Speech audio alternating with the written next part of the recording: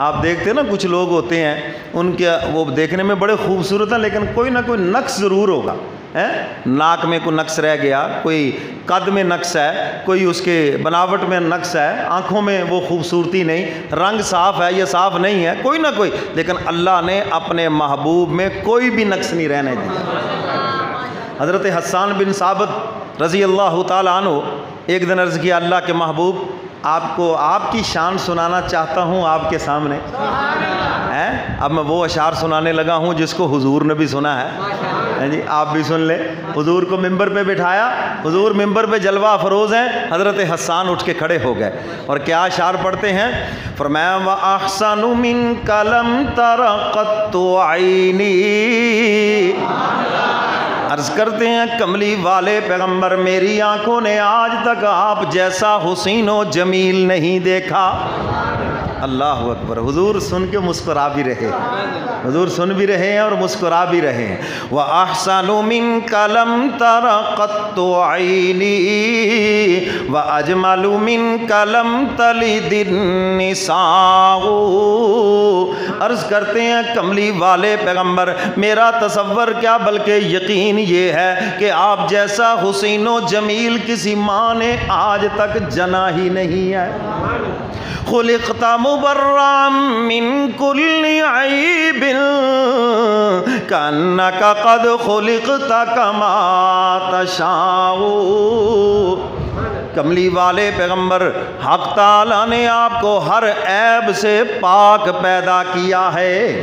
اور میرا تصور یہ ہے, حضرت حسان کہتے ہیں ساری دنیا کو اللہ نے اپنی مرضی سے بنایا ہے اور جب آپ کی باری آئی حق تعالیٰ نے آپ کو آپ کی مرضی کے مطابق بنایا ہے. پوچھا محبوب بتاؤ نا ہونٹ کیسے بناؤں. الم نجعل له عینین ولسانا وشفتین. آنکھیں کیسی بناؤں, ہونٹ کیسے بناؤں, زبان کیسی بناؤں.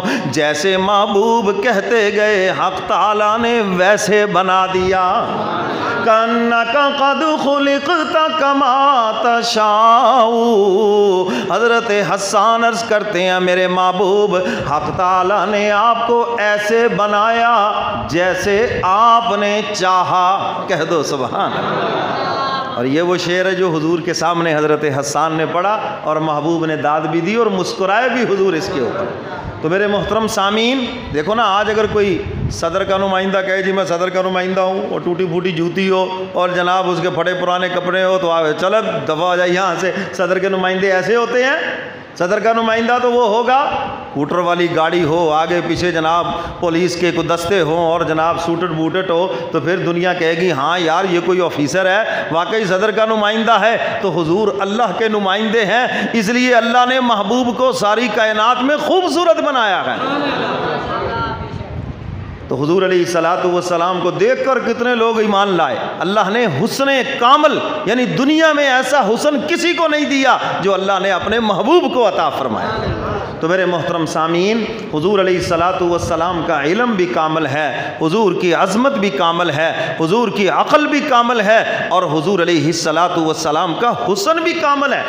اور جو پیغمبر ہمیں دین دے کر گئے ہیں وہ دین بھی کامل ہے, کوئی اس میں نقص نہیں, کوئی اس میں کمی نہیں. اور ہمیں دین اسلام حضور علیہ الصلوۃ والسلام کی جو حکمت اور سنت کا مطلب ہی یہ ہے ہم زمانے کا کلچر چھوڑیں, زمانے کی تہذیب چھوڑیں, غیر مسلموں کی رسومات چھوڑیں اور ان سب چیزوں کو چھوڑ کر کملی والے پیغمبر کے طریقے کو اپنائیں, حضور کی سنت کو اپنائیں. اللہ مجھے اور آپ کو قرآن و سنت پہ عمل کی توفیق عطا فرمائے.